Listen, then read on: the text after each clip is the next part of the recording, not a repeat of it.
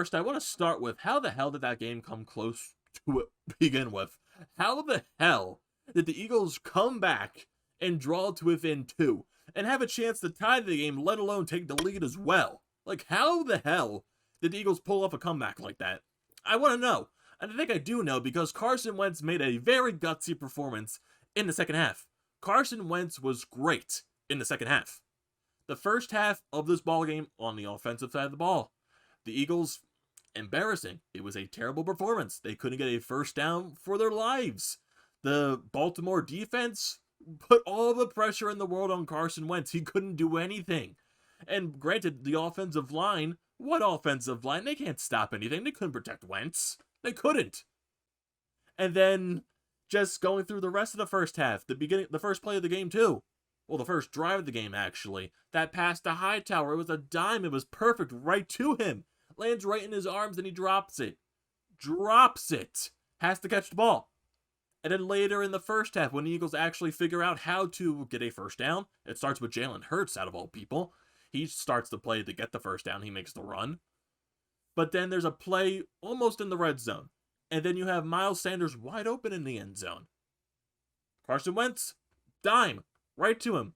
Yeah, was the read a little bit off? Did Sanders look to his right, then look to his left? At the end of the day, catch the ball. Catch the ball. It landed in your arms. Catch it. It bounces out of his arms, falls backwards, but then you get everyone in the world, oh, that's Wentz's fault because he confused Sanders on the throw. That throw has to go to the outside because Sanders is expected to go on the outside. Catch the ball.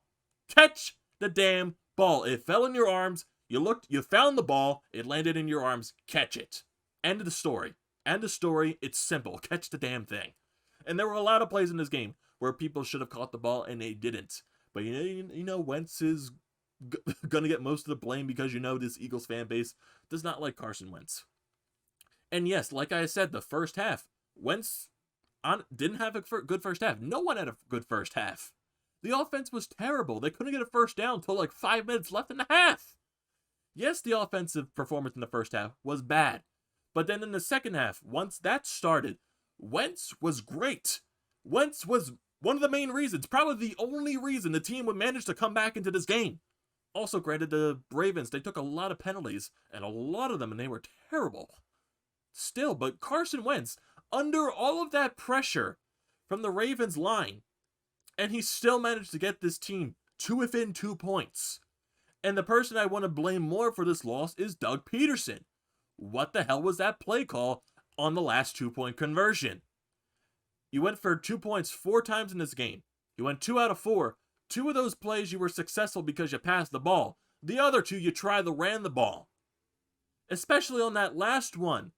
What is running the ball going to do? You have no offensive line. You also lost Driscoll at the same time. You're basically starting, third, fourth string guys on that offensive line? They're not going to stop anything. And the Ravens are going to eat that up the entire day like they did because Wentz got sacked 6 times.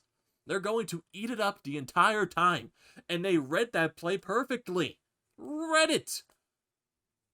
Throw the ball. Because that's where you were finding more success in today's game. And Doug Pederson blew it on that final call. And then also, one of the first touchdown of this game, when Eagles, I think, were down, like 17-24-0 at that point. I think it was 17-0. And then they got the touchdown. And then Dougie P decided to go for 2 points. And at that point, I was like, why are you going for 2 points right there? Why don't you just go for the extra point? And also, technically, it does come back to haunt them in the game because technically they would have only been down by just a touchdown and an extra point, and they could have tied the game. Also, if Jake Elliott hit the field goal at the end of the first half, it probably would have been a different story at the same time. But still, when you're in that situation, you're down by 2. You got the touchdown to make it within 2 at that point. You have to find a way to succeed on that 2-point conversion. And Doug Pederson did not probably called one of the worst plays in the playbook at that point. It was not a good play to call. But I have to give it to Carson Wentz. Carson Wentz with a gutsy performance. I like it. He played phenomenal in the last half of the game. Under all of that pressure from the Ravens defensive line and just everywhere on the field, it just felt like every single snap Wentz was under all of the pressure in the world. And he still found a way to make it a 2-point game. Still found a way somehow. I don't believe it, and I'm here for it.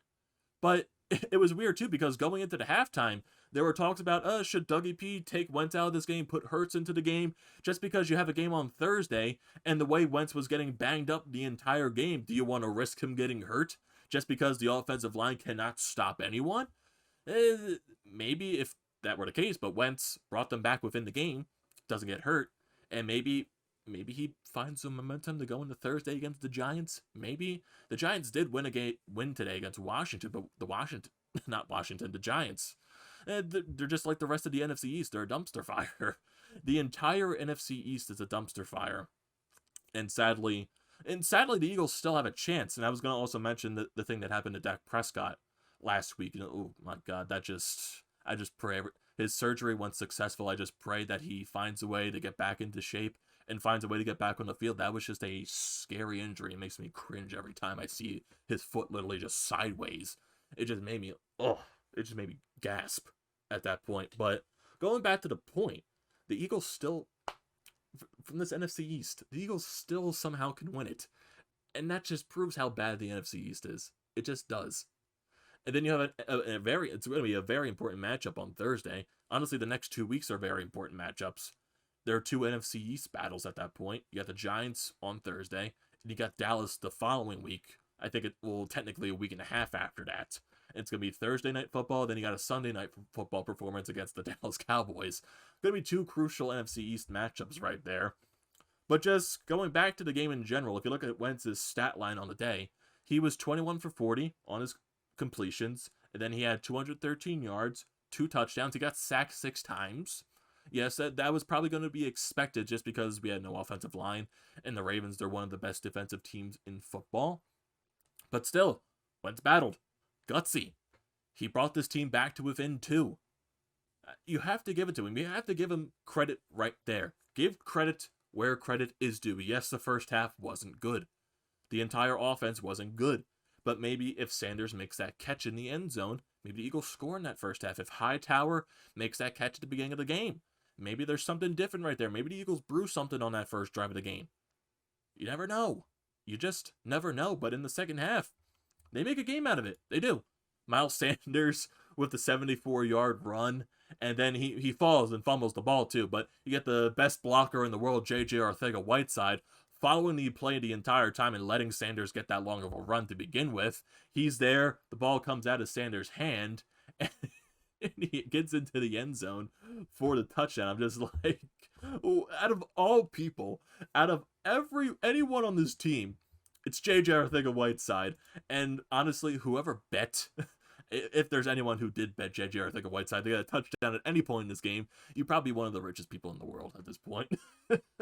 Just out of all people, it's JJ-Arthega Whiteside that gets the touchdown, and then the Eagles fail on a 2-point conversion because they tried to ran the ball, and then directly right after that, Lamar Jackson goes right down the field, and they respond immediately. Makes it a 24-6 game. Nate Gary misreads his play like Nate Gary usually does, and Lamar Jackson just runs straight through the middle, all the way into the end zone for a touchdown. And then Eagles come back. They get another touchdown. The Eagles making some good plays right here. And who the hell is Jason Kroom? Who the hell is this guy? He's wide open in the end zone. Wentz dodging, moving out of the way, finding the open man. He finds Kroom out of all people. Who the hell is this guy? Who the hell is this guy? And he gets a touchdown. And then the Eagles convert on that 2-pointer right there. But still, it's like, when I saw Kroom get the touchdown, I had to instantly go on the Google to find who this guy is. And of course, I go to Wikipedia because it's just, why not? And then someone already edited the page, already edited the bio to say that Jason Kroom is one of the best players in the NFL. And I'm just like, we're already playing this game at this point. It's just funny at the same time. And also, I want to mention in the first half too, Fulgham was not targeted that much in the first half, but then once we got into the second half, he was starting to get targeted, and he was making some plays. Travis Fulgham, he does make plays. He battles to get the ball. He jumps to get those hard plays. And if you look at Fulgham's stat line tonight, he only had 6 receptions, but he had 75 yards, and he had a touchdown, which was the 3rd touchdown in that second half for the Eagles to make it an 8-point game at that instance. It was a very good game right there. And then one of the passes from Wentz, I'm just like, what? Wentz makes this unbelievable play. Unbelievable. He's getting covered. He's getting tackled. And then he makes this, like, it's not even a Hail Mary at this point. He makes the, it feels like a Hail Mary at this point. And then somehow the Eagles get a first down off of it. I'm just like, what? How? I'm just like, how at this point does this happen? And then on fourth down, like I said, Travis Fulgham gets the touchdown, battling for the ball. Then the Eagles convert on the 2-pointer. JJ-Arthega Whiteside of all people gets open. Like I said, out of all people. And then the defense comes up clutch. They get a punt out of the Ravens.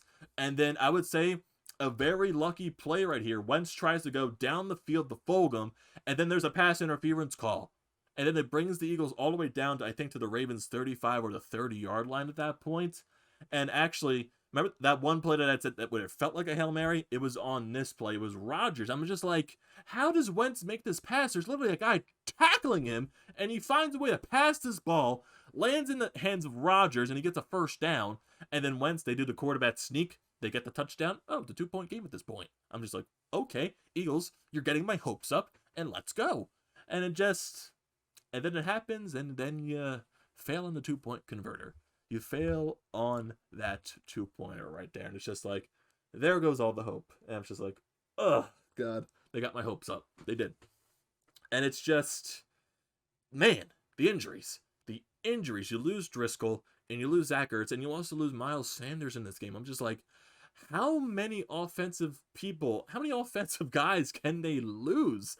And there was a tweet when majority of the offense, like I think all three of them went down. John Clark tweeted this on Twitter. And now down on offense, the Eagles have lost to Deshaun Jackson and Alshon Jeffrey, who could come back in the game against the Giants. That's a possibility right there. They also don't have Jalen Reagor, Miles Sanders, Zach Ertz, Dallas Goedert, Lane Johnson, who could also make a comeback in the game against the Giants. They also don't have Jason Peters, Andre Dillard, Brandon Brooks, Isaac Seumalo, Matt Pryor, Jack Driscoll. Pryor can also make a comeback in the game against the Giants, so maybe the Eagles have some guys that come back on Thursday. But jeez, all of those injuries, all of them. I'm just like, what? How do you have? It's basically the Eagles have to start up their own hospital at this point. There's so many injuries on the offensive front. I just can't believe it. And somehow Wentz still made it a 2-point game. I'm just like, how? How did this team make this a game? How? And you could, like I said, you could also blame the Ravens side at that point, because there were a lot of penalties in that second half for them. A lot of roughing the passers, that pass interference call at the end of the game, which allowed the Eagles to score that touchdown. I'm just like, how?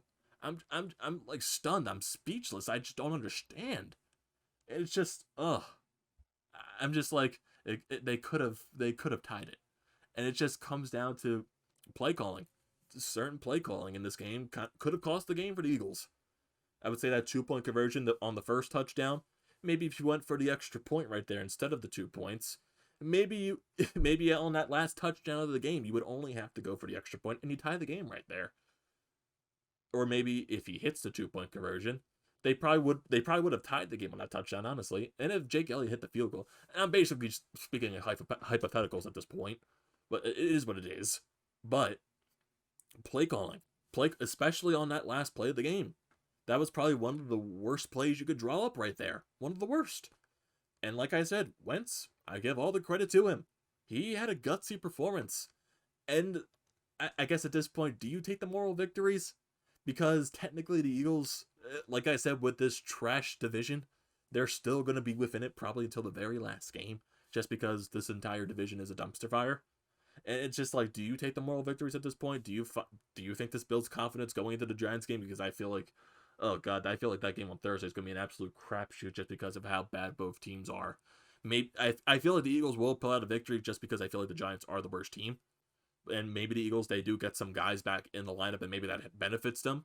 But just like, oh God, hopefully the Eagles can find a way just to pull out a good game right there. Because I feel like it's just going to be a bad game on both sides.